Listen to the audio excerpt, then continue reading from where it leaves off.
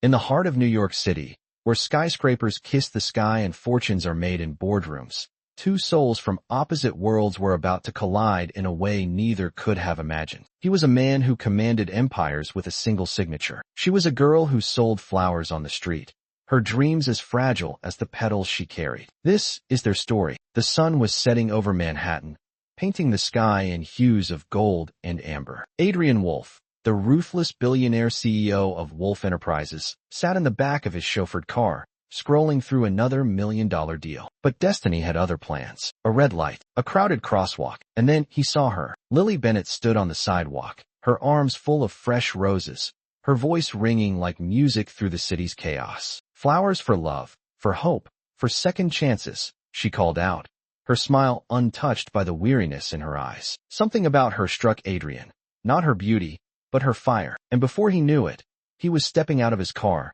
drawn to her like a moth to a flame. Adrian approached, his designer shoes clicking against the pavement. "How much for all of them?" he asked, pulling out his wallet. But Lily didn't flinch. "Sorry, mister," she said, tilting her chin up. "These aren't for sale to someone who just wants to throw money at things. My flowers are for people who mean it." Adrian Wolfe, a man used to getting whatever he wanted with a snap of his fingers, was stunned. No one had ever said no to him, and that intrigued him more than any business deal ever had. The next day, Adrian returned, and the next. Each time, Lily challenged him, sometimes with a teasing smirk, other times with a stubborn glare. He bought a single rose each visit, leaving $100 tip. She'd roll her eyes and stuff the money back into his pocket. "I don't need your charity," she'd say. "Then what do you need?" he'd ask. But Lily had spent a lifetime building walls, and Adrian, well, he had a way of tearing them down. One evening, as rain poured down, Lily's flower stand was drenched. Adrian appeared with an umbrella,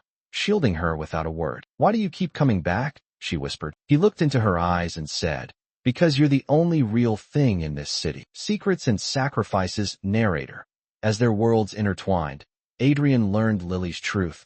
She wasn't just selling flowers for fun. She was supporting her little brother's medical bills, working 3 jobs, and still barely making rent. And so, behind her back, Adrian did what he did best. He fixed things. The best doctors for her brother, a scholarship to the art school she dreamed of. But when Lily found out, she was furious. "You had no right," she shouted, tears in her eyes. "I don't need your pity."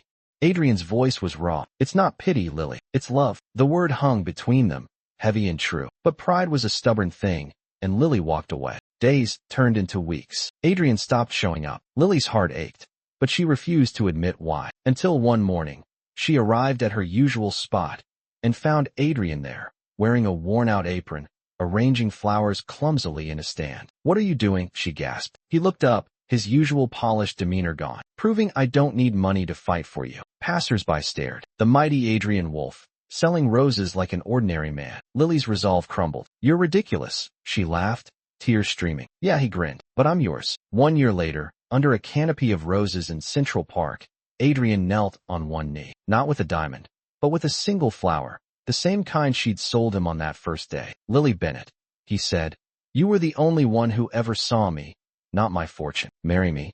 And when she said yes, the city that never slept stood still for just a moment, bearing witness to a love that defied every odd. So tell me, dear viewer, do you believe in love that crosses boundaries?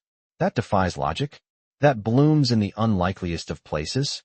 Because Adrian and Lily's story proves one thing. Sometimes, the most beautiful things grow from the smallest seeds. Leave a comment below. Where are you watching from? And if this story touched your heart, don't forget to like, subscribe, and let us know what kind of love story you'd like to hear next.